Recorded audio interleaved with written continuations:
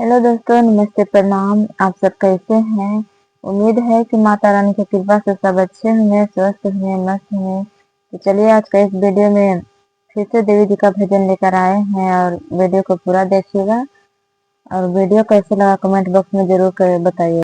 ना है अमावा, ना है महुआ, ना है निमिया गाछे मैया, ना है निमिया गा ए मैया बिना निमिया झुलवा के बाहर काए तन।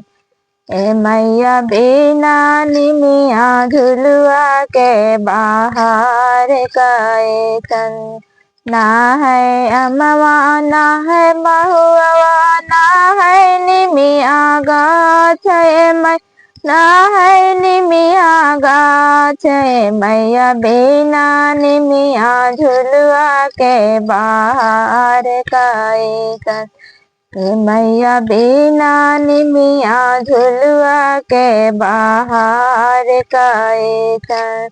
मैया के मांग में सिंदूर सभे आरा सभे टीका, हे मैया आरा सभे टीका, हे मैया बिना रे टिकुली सिंगार काए तन। ए मैया बिना रे टिकुलिया के सिंगार काए तन। ना है अमवा, ना है महुआ, ना है निमिया गाछ मैया, ना है निमिया गा ए मैया बिना निमिया झुलवा के बाहर काए तन।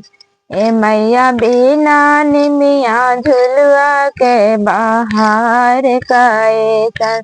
मैया के गला में लॉकेट सभे, मैया के गला में लॉकेट सब और सभे चैनाए मैया, और सभे चैनाए मैया बिना अड़हुलहरवा के सिंगार काए तन। ए मैया बिना अड़हुलहरवा के सिंगार काए तन। ए मैया बिना निमिया झुलवा के बाहर काए तन। मैया के घट में चूड़ी सभे और सभे कंगन, ए मैया और सभे कंग ए मैया बिना रे मेहुदिया के सिंगार काए तन। ए मैया बिना रे मेहुदिया के सिंगार काए तन।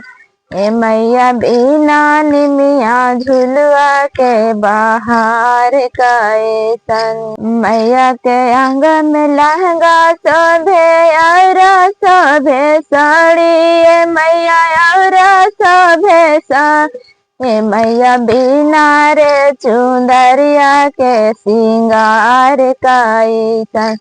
ए मैया बिना रे चुंदरिया के सिंगार काए तन।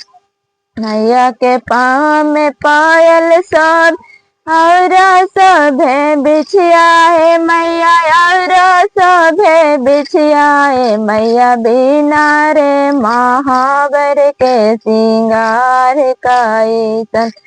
ए मैया बिना रे महावर के सिंगार काए तन। ए मैया बिना निमिया झुलवा के बाहर काए तन। मैया के मंदिर में ढोलक बाजे और बाजे झाल, ए मैया और बाजे झाल मैया के मंदिर में ढोलक बाजे और बाजे झाल, ए मैया और बाजे झाल ए मैया बिना रे भजनिया के बाहर काए तन। ए मैया बिना रे भजनिया के बाहर काए तन। मैया बिना निमिया झुलवा के बाहर काए तन। ए मैया बिना निमिया झुलवा के बाहर काए तन।